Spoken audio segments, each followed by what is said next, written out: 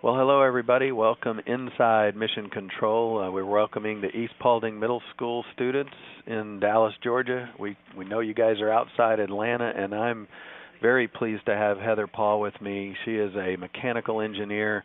She graduated from high school in Atlanta, so she's very familiar with that area. She currently is a Crew and Thermal Systems Division engineer here at the Johnson Space Center, and you're inside Mission Control, where the flight control team oversees all the operations of the International Space Station. We are very pleased to have you guys with us today, me and Heather, and she's going to handle all the hard questions that you guys may have for us. And Michael and I guess April Leachman, you're the teacher for these students, so we're ready for y'all's questions. Hello, my name is Clark Pye, and my question is, if we ever live on the moon, how would we transfer oxygen? Clark, that is a very, very important question to think about because the moon doesn't have an atmosphere, so we would have to provide our own oxygen for the astronauts to live. And we may bring some of the oxygen with us, but most likely if we're looking at living on the moon for a longer period of time than we did in the Apollo days, we're going to have to figure out a way to generate that oxygen. So that is something that our engineers are working on right now, in fact, and not only generating the oxygen, but recycling the oxygen that we use. You know, we breathe in oxygen, we breathe out carbon dioxide, so how could you recycle the oxygen out of your exhale and make sure that you pull the oxygen molecules in and maybe even generate oxygen from the carbon dioxide molecules? Great question. Great question.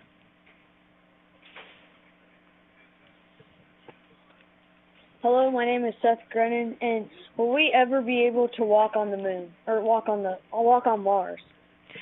Seth, you know, that's a question I often ask, and we are working on our spacesuits and our vehicles and our robots and rovers to get us there and to work on the surface of Mars. As far as when that will happen, you know, it's a challenge to get there. It's a lot further away than the moon. The moon only took us about 2 to 3 days to get there, to get to do our work. Mars is a lot further away, so it could take us anywhere from 3 to 6 months to get there. So you got to let our engineers work hard on that new vehicle we're developing and our new suits and rovers and robots, and then hopefully maybe your classmates will get to either work with us here to be in Mission Control Center or even fly and be a part of that crew. Thank you. Hello, my name is Riley Rawson, and my question is, aren't you ever worried that from the rockets, the fuel, that it will pollute outer space? I see. That's a very environmental question. Absolutely. And we do a lot to really make sure that we understand where everything that we put out of our vehicles goes, whether it's our rocket fuel or even our trash or other things like that. So we're very, very aware of what kinds of things we're putting out into the atmosphere or, in the case of space, the lack of atmosphere. Thank you. My name is Brennan Kuda, and my question is, can you tell the weather from space of what the weather would be like here on Earth? Absolutely, and in fact, if you watch the news and you learn about, storm systems, whether it's rain or snow, all of those that information is coming from our satellites that we have positioned around our planet, in part thanks to our space shuttle and space missions. And so, a lot of what we're doing in our space program is not only to go explore places like the moon or Mars or even an asteroid, but a huge influence is to make sure that we are affecting and benefiting life here on Earth, and that's through monitoring the weather and keeping everyone informed. Thank you. Great question. Hello, my name is Devin Spain, and I want to know, how do you assure that the astronauts have enough oxygen to survive in space? Yeah, great question. Excellent. I'm loving these life support questions because that's a lot of what I've focused my engineering career on, is making sure the astronauts have not only enough oxygen but good, clean, breathing oxygen to keep our astronauts alive so they can do all of their work in science on board the space station. So we bring up oxygen with us when we fly, but then we also can generate oxygen and we recycle that oxygen as well. Our spacesuits have oxygen tanks, so it's kind of like your own portable breathing apparatus inside of the life support system, and then we have adequate oxygen on board the space station as well. Thank you. My name is Patrick Huntington, and is NASA competitive with any other space programs? If so, who are they? Good question. Well, back in the day, Patrick, we were actually in a space race with what are now our partners, the Russians. So a long time ago, we were under more of a competition, but nowadays, it's really all about teamwork. We have 16 international partners in working on the International Space Station, and it's more important to think about how we can work together instead of competing against each other. And we not only have our international partners for Space Station, but we've now branched out to our industry partners. You know, we just launched the Cygnus, so that is a great example of one of our new commercial spacecraft that is going to connect with our space station in just a few days. Thank you. My name is Neil Jackson, and I want to know what rocket fuel is made of. What rocket fuel is made of? Neil, what rocket fuel is made of? Well, that depends on the rocket, I suppose. You know, our space shuttle had solid propellant as well as liquid, and I don't know the exact formulation because that is not my area of expertise. But really, when you think about where you're going in space, that's going to determine what kind of propellant you would use. So if you're going into low Earth orbit, you probably don't need as much as you would need if you were going to a place like the Moon or even further like Mars. It's a very good question. Thank you. Hello, my name is Connor Pitts, and my question is, what is your plan to put people back on space? Well, Connor, we have people in space right now on board the International Space Station, living up there for about 6 months at a time, and we just recently selected our first astronaut and cosmonaut who are going to live on board the space station for 1 year continuously. So we have people up there pretty much 24 hours a day, 7 days a week right now. Now, as far as looking to our next destinations, we're trying to figure out if we want to go back to the Moon, which would be pretty cool in my opinion, or maybe even go and find an asteroid and bring it back closer to Earth so we could study it, or eventually go on to Mars. Thank you. My name is Olivia Ruzika, and my question is, what materials are in the present-day spacesuit? Excellent question. And there's several different layers in our spacesuit, and all of those layers are important because they make sure that the astronaut stays alive inside of the suit as well as thermally protected. So we first have a layer that kind of acts not as flexible as a balloon, but a balloon, when you inflate it with air, it holds that air in, especially if you tie it up really tight. Well, because we essentially inflate our spacesuit with oxygen, you need a layer, a pressure layer, that's going to hold that oxygen in. But once you inflate a balloon, it tends to get kind of rigid, and it wants to stay in the shape that it's been designed to be. The spacesuit is no different. So then the second layer is what we call a restraint layer, and it's made out of Dacron, which is found in a lot of camping equipment. It's a very nice, lightweight, flexible, somewhat flexible material, and we can sew that material to make the spacesuit into more of a human shape, and that's what's going to hold that bladder, that pressure layer, in and make sure it doesn't overpressurize. And then we have a multi-layer garment that first starts off with neoprene, and if any of you are interested in scuba diving, you would wear a wetsuit that's primarily made out of neoprene to make sure that you stay nice and warm, especially as you go deeper into the water environment. Well, we have neoprene in the spacesuit for the same reason, to keep our astronauts comfortable inside. Then we have multiple layers of a really shiny material called mylar, and if you've ever gotten a happy birthday balloon from a grocery store, one of those shiny ones, that's typically made of a thicker mylar than what we have in the spacesuit. Or here in Texas, every day in summer, we have to put up those sun shields in the car, otherwise the car gets really hot. Well, mine is made out of mylar, so I always think about that. Hey, cool, I'm in a spacesuit right now. And then the outer garment that's white is actually a combination of materials, Nomex, which is in a lot of our firefighter suits, Kevlar, which is in bulletproof vests, and then a little bit of Teflon as well. So a lot of really common materials that we use here on Earth, we've developed into a garment that makes the spacesuit. Thank you. Great question. Hi, my name is Hannah Vandermeer, and my question is, what's the farthest planet that NASA's been to? Excellent question. Well, the farthest that we've been with humans is to the Moon, and that's not really a planet.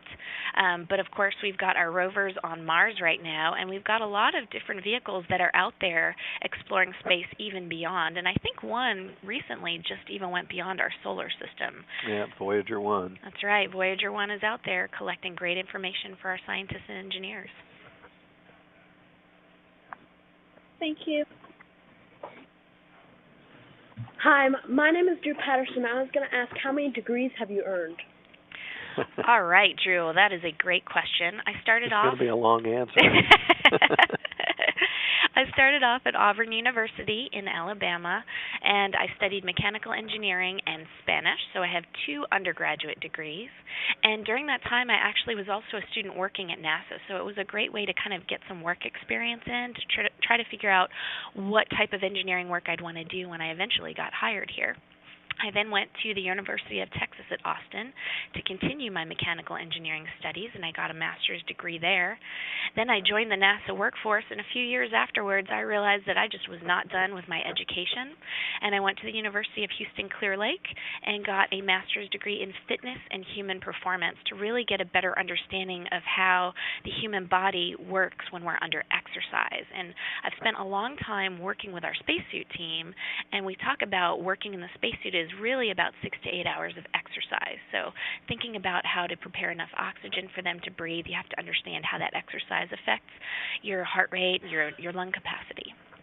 I think that's a really good example of how your education can continue even after you finish school. I know you're probably thinking right now, I don't want to go to school anymore, but you may want to once you've gotten out and you started working, and you say, there's so much more that I want to learn. And Heather's a perfect example of someone who continues to want to learn even after being a professional and working after school. And so that's a really good question. And you guys don't feel like you stop at high school or college.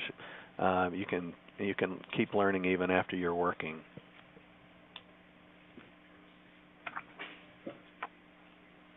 Hello, my name is Leon Ondieki. My question is, how many gallons of fuel does it take to launch the rockets to the moon?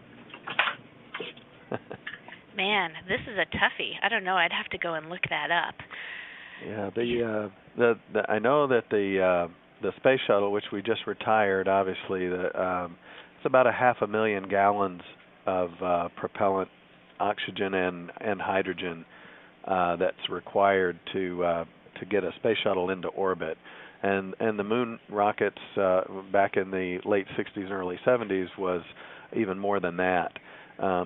Remembering that the atmosphere is very thick, and the hardest part of a rocket launch is actually the first 2 minutes or so. Once you get past that, you get into the thin part of the atmosphere, the vehicle's engines start accelerating the vehicle because the atmosphere is so thin, and suddenly you get to a point where you're almost out of the atmosphere completely. And so you don't need as much propellant to move around once you're in space, but you still require it to move. But that's a great question. It takes a great deal of propellant to break Earth's gravity, and so living in space and moving from space to further, deeper space, may eventually be the way to go, and produce propellant depots in space where you refuel like a gas station and then go further because you might not need as much out there. That's a great question. Really great, and that really relies a lot on orbital mechanics too, understanding how if you can do a loop or two around a planet like Earth, or maybe even around the moon, you can use that gravitational pull to essentially slingshot your vehicle, so maybe you don't need as much propellant. The more propellant you have on launch, the heavier your vehicle is, the harder it is to really get up into space. So our engineers and our scientists are really smart about looking at all the different options for if we want to go from Earth to a destination, what's going to be the most fuel-efficient way to get there. Thanks. Hi, my name is Kennedy, and I was wondering, how long did you stay in college to have this job? Good question, Kennedy. Well, I was at Auburn University for a total of about 4.5 years. That's my time that I was actually at school.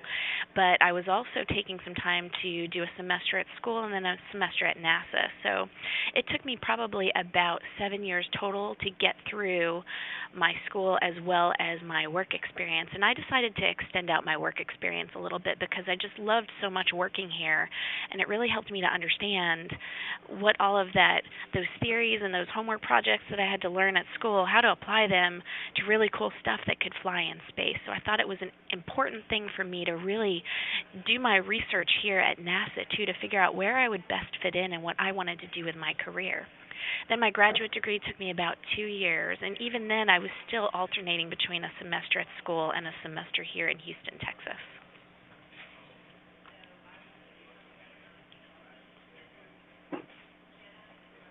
Hi, my name is Danny.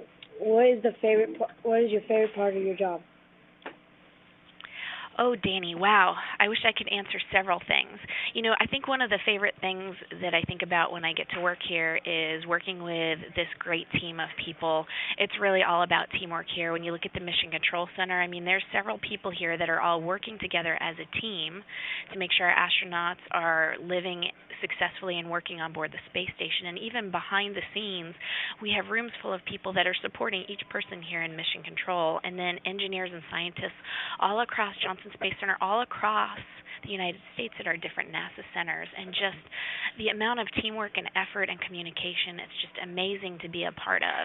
And then the other thing I like to think about with my engineering career is I really see myself as a problem solver. So if you like solving puzzles, whether it's Sudoku, a crossword, or putting a jigsaw puzzle together, that's really the heart and the essence of engineering, is being willing to look at a problem and see it as a creative challenge, and how can you overcome that and fix that problem. So I like to say we're problem solvers.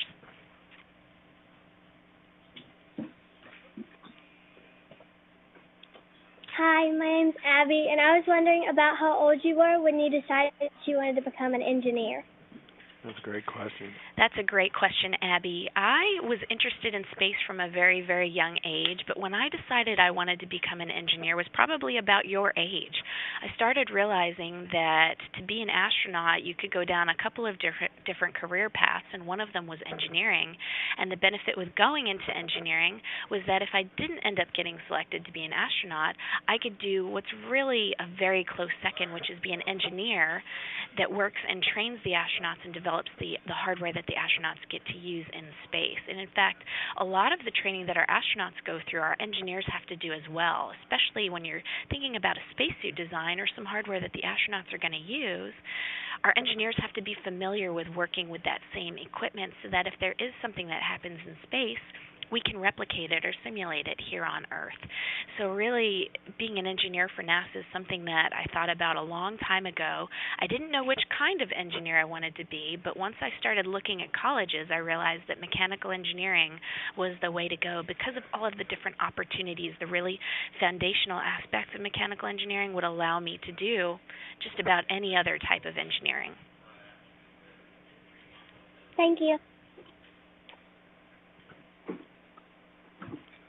Hi, my name is Bonnie, and I was wondering what qualifications do you need to be an engineer in NASA? Excellent question. Well, you first of all have to go to college and study some kind of a technical degree, typically engineering, and get your Bachelor of Science degree in engineering. And that can be mechanical, chemical, electrical, computer, industrial.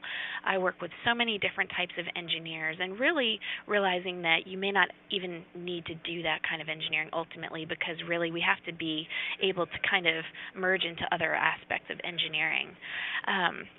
So a minimum, I would say, is a Bachelor of Science degree.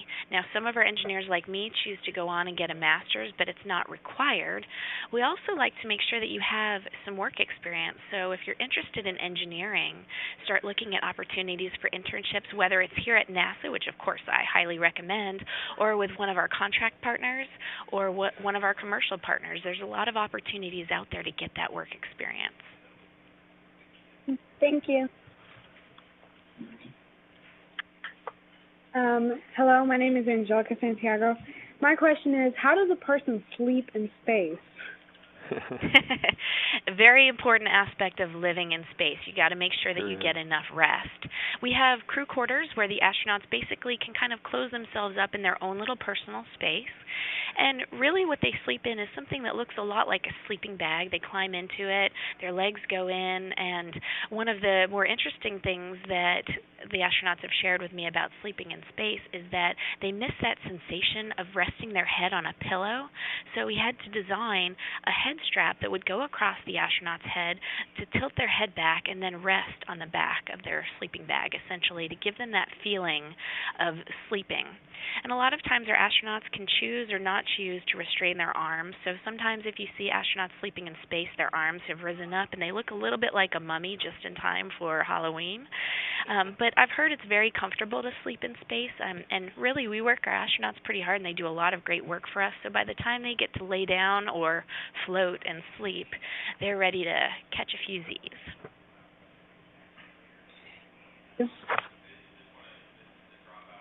Hi, my name is Sophia Margwin, and I'm wondering, why did you decide to be part of NASA?